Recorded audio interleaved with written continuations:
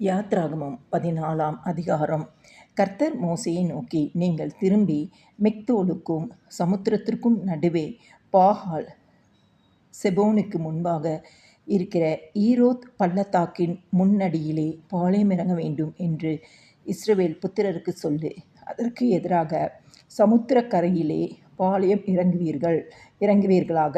அப்பொழுது பார்வோன் இஸ்ரவேல் புத்திரரை குறித்து, அவர்கள் தேசத்திலே திகைத்து திரிகிறார்கள், வனாந்திரம் அவர்களை அடைத்து போட்டது என்று சொல்லுவான். ஆகையால் பார்வோன் அவர்களை பின்தொடரும்படிக்கு நான் அவன் இருதயத்தை கடினப்படுத்தி, நானே கர்த்தர் என்பதை எகிப்தியர் அறியும்படி பார்வோனாலும் அவனுடைய எல்லா இராணுவத்தாலும் மகிமைப்படுவேன் என்றார்.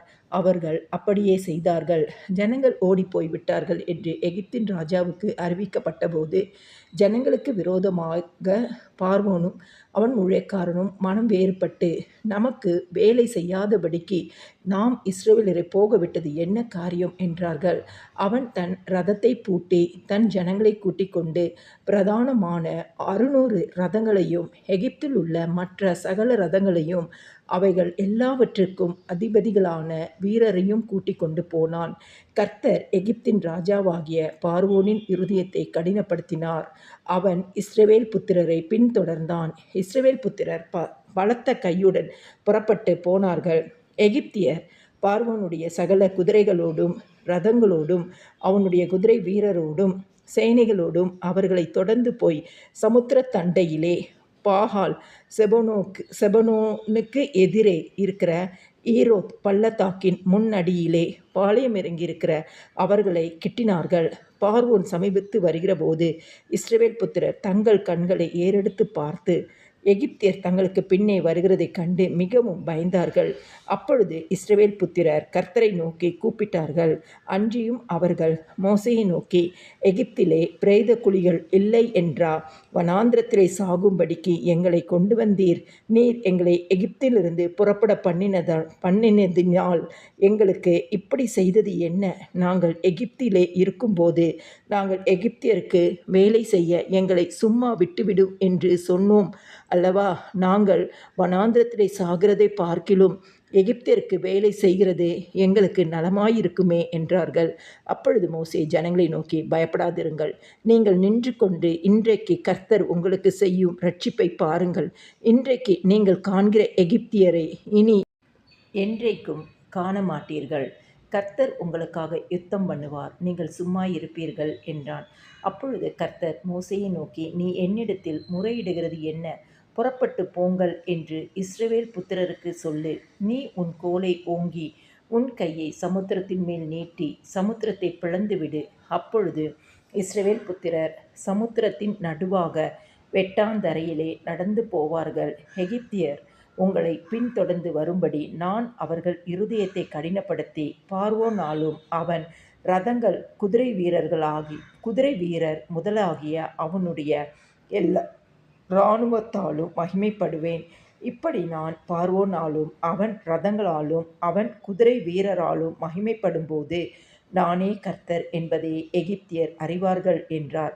அப்பொழுது இஸ்ரவேலரின் சேனைக்கு முன்னாக நடந்த தேவதூதரானவர் விலகி அவர்களுக்கு பின்னாக நடந்தார்.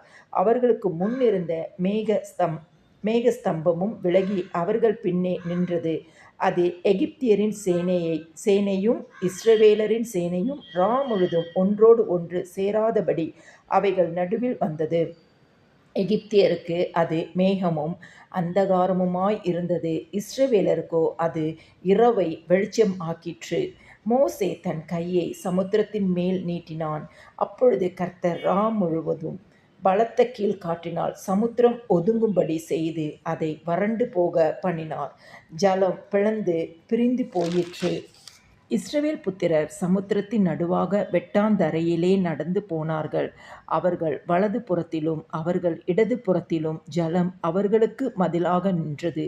அப்பொழுது எகிப்தியர் அவர்களை தொடர்ந்து பார்வோனுடைய சகல குதிரைகளோடும் இரதங்களோடும் குதிரை வீரரோடும் அவர்கள் பிறகாலே சமுத்திரத்தின் நடுவே பிரவேசித்தார்கள். கிழக்கு வெளுத்து வரும் ஜாமத்தில் கர்த்தர் அக்கினியும் மேகமுமான ஸ்தம்பத்திலிருந்து எகிப்தியரின் சேனையை பார்த்து அவர்கள் சேனையை கலங்கடித்து அவர்களுடைய ரதங்களிலிருந்து உருளைகள் கழலவும் அவர்கள் தங்கள் ரதங்களை வருத்தத்தோடே நடத்தவும் பண்ணினார். அப்பொழுது எகிப்தியர், இஸ்ரவேலரை விட்டு ஓடிப்போவோம், கர்த்தர் அவர்களுக்கு துணை நின்று எகிப்தியருக்கு விரோதமாய் யுத்தம் பண்ணுகிறார் என்றார்கள். கர்த்தர் மோசேயை நோக்கி, ஜலம் எகிப்தியர் மேலும் அவர்களுடைய ரதங்களின் மேலும் அவர்களுடைய குதிரை வீரர் மேலும் திரும்பும்படிக்கு உன் கையை சமுத்திரத்தின் மேல் நீட்டு என்றார். அப்படியே மோசே தன் கையை சமுத்திரத்தின் மேல் நீட்டினான். விடியற் காலத்தில் சமுத்திரம் பலமாய் திரும்பி வந்தது. எகிப்தியர் அதற்கு எதிராக ஓடும்போது கர்த்தர் அவர்களை கடலின் நடுவே கவிழ்த்து போட்டார். ஜலம் திரும்பி வந்து ரதங்களையும் குதிரை வீரரையும் அவர்கள் பின்னாக சமுத்திரத்தில் பிரவேசித்திருந்த பார்வோனுடைய இராணுவம் அனைத்தையும் மூடிக்கொண்டது. அவர்களில் ஒருவனாகிலும் தப்பவில்லை. இஸ்ரவேல் புத்திரரோ சமுத்திரத்தின் நடுவாக வெட்டாந்தரையின் வழியாய் நடந்து போனார்கள். அவர்கள் வலது புறத்திலும் அவர்கள் இடது புறத்திலும் ஜலம் அவர்களுக்கு மதிலாக நின்றது. இவ்விதமாய் கர்த்தர் அந்நாளிலே இஸ்ரவேலரை எகிப்தியரின் கைக்கு தப்புவித்து இரட்சித்தார். கடற்கரையிலே எகிப்தியர் செத்து கிடக்கிறதை இஸ்ரவேலர் கண்டார்கள்.